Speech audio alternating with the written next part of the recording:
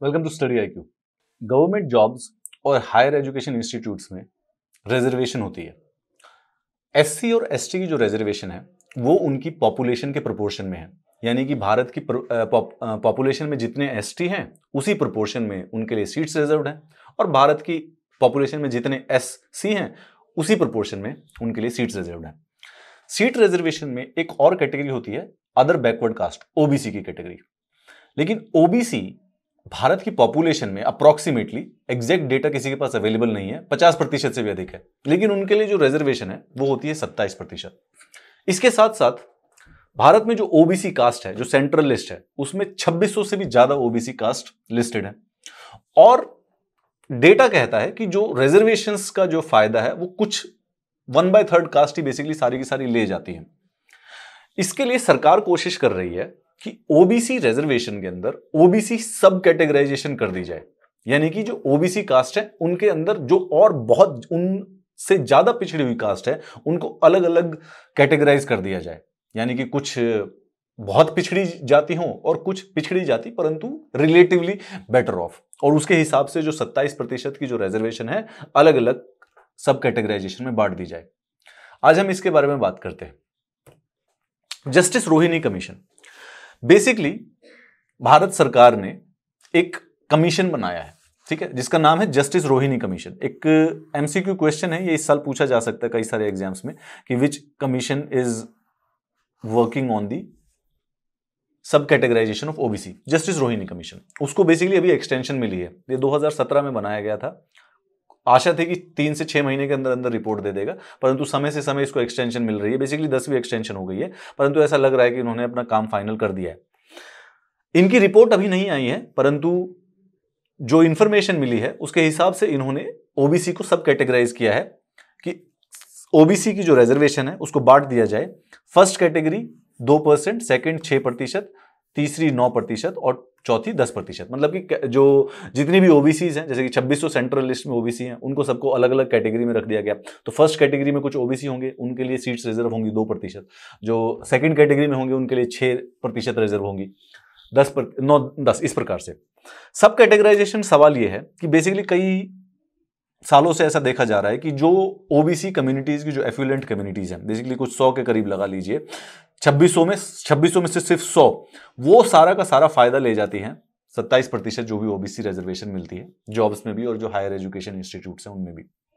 The reservation, जब ये reservation जो इंप्लीमेंट की गई थी 1990s में, बेसिकली उस समय जो डेटा यूज किया गया था वो था 1931 का। 1931 में एक बार कास्ट सेंसस किया गया था, ब्रिटिशर्स ने करवाया था। 1990 में जब रिजर्वेशन अप्लाई की गई कि 27% ओबीसी को रिजर्वेशन देना चाहिए, उस समय वही डेटा यूज कर लिया गया था जिसके अप्रोक्सीमेटली 52% इंडियन ओबीसी थे, जो कि ना शेड्यूल्ड कास्ट में आते थे ना शेड्यूल्ड ट्राइब में आते थे, तो उनको बेसिकली ओबीसी मान लिया गया और उसी के बेसिस पर रिजर्वेशन दे दी गई। गवर्नमेंट ने मंडल कमीशन के द्वारा जो दी गई रेकमेंडेशन थी उसको 27% रिजर्वेशन की उनकी रेकमेंडेशन को मान लिया था। 2008 में ओबीसी रिजर्वेशन को एक्सटेंड कर दिया गया था हायर एजुकेशन के अंदर भी। ठीक है, चलिए बात करते हैं इसके बारे में डिटेल में। 2018 में जो रोहिणी कमीशन है उन्होंने एनालाइज किया 1,30,000 सेंट्रल जॉब्स और थे, और जो एडमिशन हुए थे हायर एजुकेशन इंस्टीट्यूट्स में ओबीसी कोटा के द्वारा। इसमें पाया गया कि 97% से भी ज्यादा जॉब और एजुकेशनल सीट सिर्फ और सिर्फ 25% सब कास्ट को चली गई थी। And 25% of these jobs went to just 10 OBC communities. 2600 से ज्यादा सेंट्रल लिस्ट में ओबीसी कम्युनिटीज हैं, 97% सिर्फ और सिर्फ टॉप 25% ऑफ कास्ट ले गई, और 25% तो सिर्फ 10 कास्ट, ओनली 10 कास्ट बेसिकली उसका पूरा का पूरा रिजर्वेशन का फायदा उठा लेंगे। कमीशन ने यह भी माना कि 983 OBC communities, which is like 1/3, 2600 का 1/3 है, had almost zero representation in job and admission. Basically OBC communities की जो सेंट्रल लिस्ट है जिसमें 2600 कास्ट लिस्टेड हैं, उसमें से 1000 के करीब, 983 के करीब तो रिजर्वेशन का कभी फायदा उठा ही नहीं पाए। उनका कोई भी ना जॉब में उनकी रिप्रेजेंटेशन है, ना बेसिकली एजुकेशन इंस्टीट्यूट्स में उनकी रिप्रेजेंटेशन है।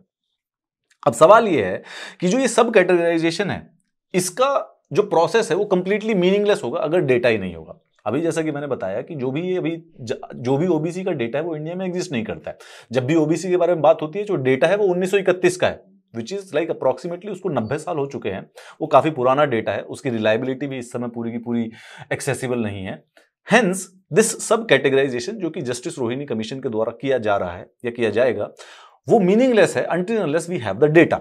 It would perpetuate the historical injustice as those deprived among OBC can be left out because the present reservation is based on 1931. उस समय भारत की पॉपुलेशन हुआ करती 27 करोड़।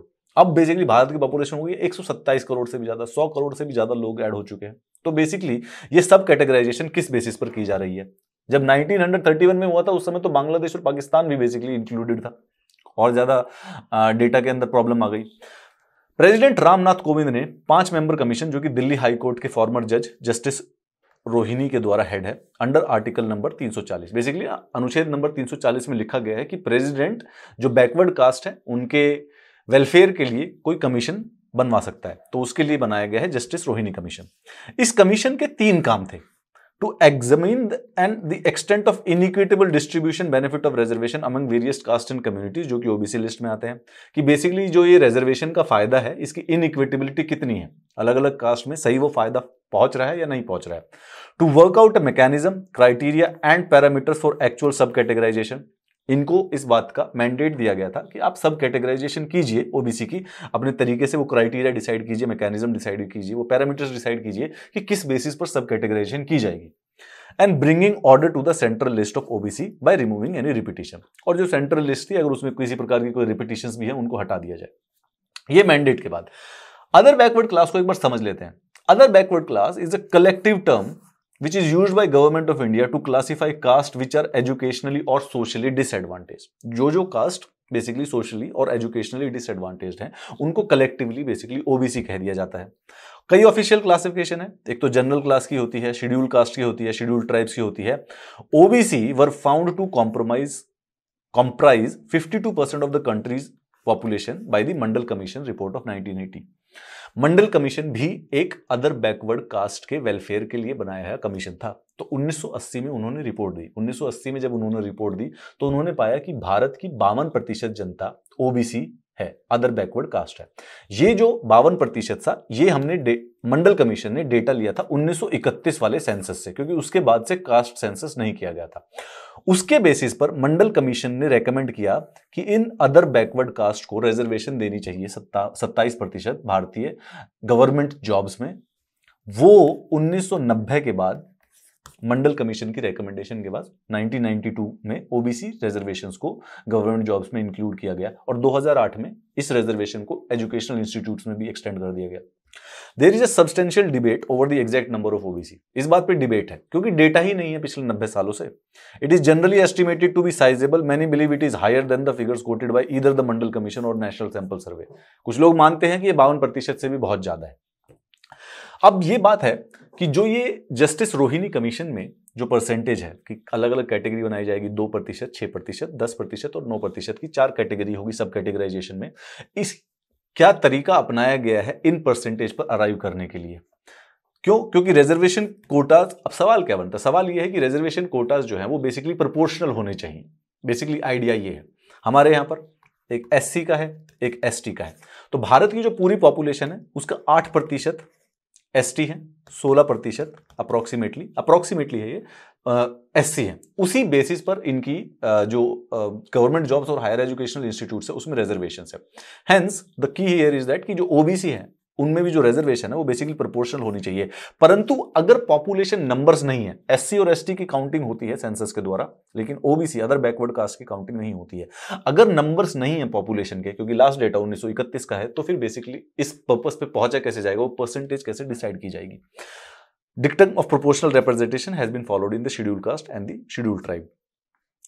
16% और 8% यही रिजर्वेशन, इतनी ही प्रोपोर्शन में रिजर्वेशन होती है जॉब्स में और एजुकेशनल इंस्टीट्यूट्स में एससी और एसटी के लिए। तो ओबीसी के लिए जो भी है वो अब तक गैस पर किया गया था। पहले जो रिजर्वेशन थी ओबीसी के लिए early 1990s, to be more precise 1992 में बेसिकली फिक्स की गई थी।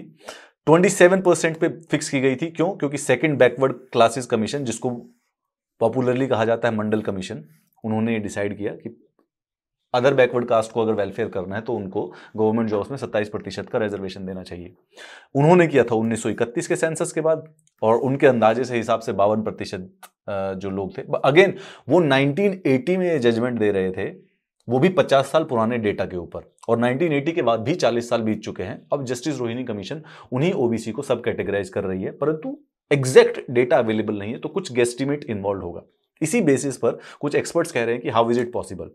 अब सबसे पहले सब कैटेगराइजेशन करनी क्यों है? करनी इसलिए है क्योंकि ओबीसी में से कुछ कास्ट जो है वो बेसिकली रिजर्वेशन के सारे बेनिफिट को कॉर्नर कर रही है। जैसा कि अभी अभी हमने देखा कि 25% जो सारी की सारी सीटें हैं वो तो सिर्फ और सिर्फ 10 कास्ट ही पूरी की पूरी उसमें से ले गई। इंडीड 97% ऑफ ओबीसीज की जो रिजर्वेशन का जो बेनिफिट है वो सिर्फ और सिर्फ 100 अप्रोक्सीमेटली 100 कास्ट के पास चला जा रहा है। 1000 कास्ट को तो कोई रिप्रेजेंटेशन मिला ही नहीं, इसीलिए सब कैटेगराइजेशन करने की जरूरत आन पड़ी है।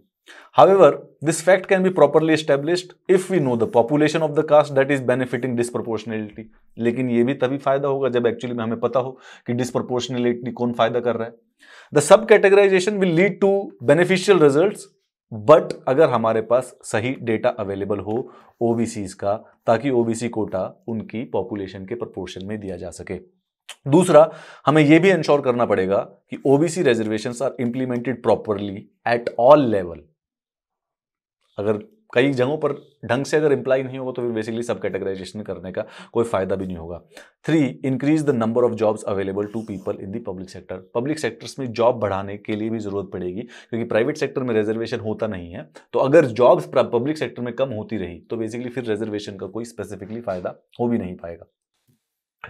Hence the issue, justice Rohini commission के बारे में पढ़ लीजिएगा, इनकी रिपोर्ट आने वाली है तो न्यूज में डेफिनेटली आपके सामने दोबारा आता रहेगा।